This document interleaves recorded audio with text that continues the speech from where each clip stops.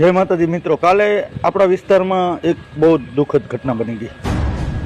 આપણે લીમડાના એક આશાસ્પદ યુવાન યશકુમાર પાલસિંહ, એમનું એક ફાયરિંગમાં નિધન થયું.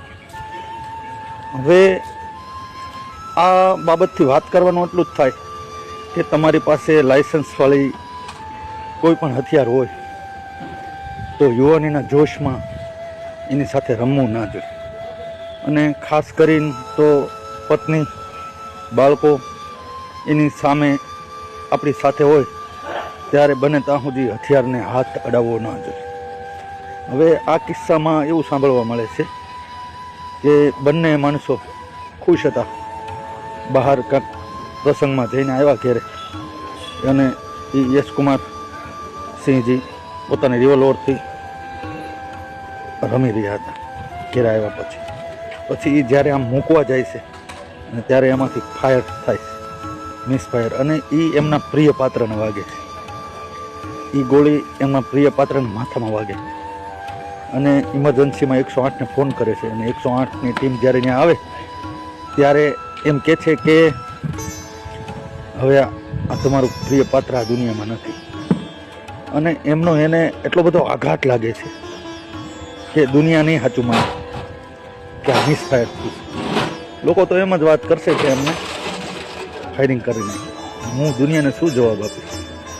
હવે ઈદ ઉલામાં તરત એ પોતે પોતાના ગન પોઈન્ટથી પોતાના મસ્તક ઉપર ફાયર કરી લે છે. અને આપણા લીમડાના માન્ય શક્તિભાઈના ભત્રીજા અને એમના ધર્મપત્ની દુઃખદ અવસાન થાય છે.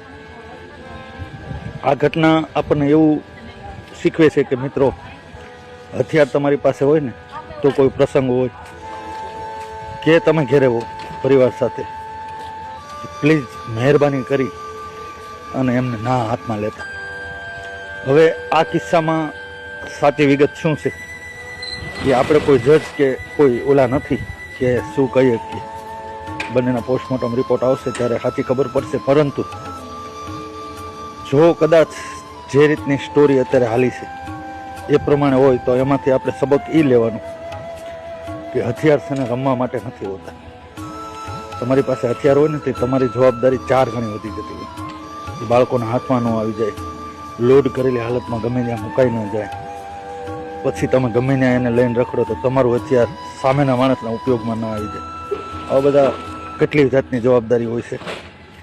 પછી એનો કોઈ તમારા લાયસન્સવાળા હથિયારથી બીજા કોઈ લાભ ન લઈ જાય, એવું બધું વગેરે વગેરે. એટલે બહુ ખાસ ધ્યાન રાખજો. અને આ ઘટનાથી ખાલી લીમડા જ નહીં પણ એમ માનો કે ઉમરાળા તાલુકો આખો ગમગીન છે. કોઈને સમજાતું નથી શું કરવું. તો બસ બંનેને આત્માને માં ભગવતી શાંતિ આપે અને ફરીને આવું ક્યારેય ન બને એવી આપણે આશા રાખીએ. જય હિન્દ, જય માતાજી.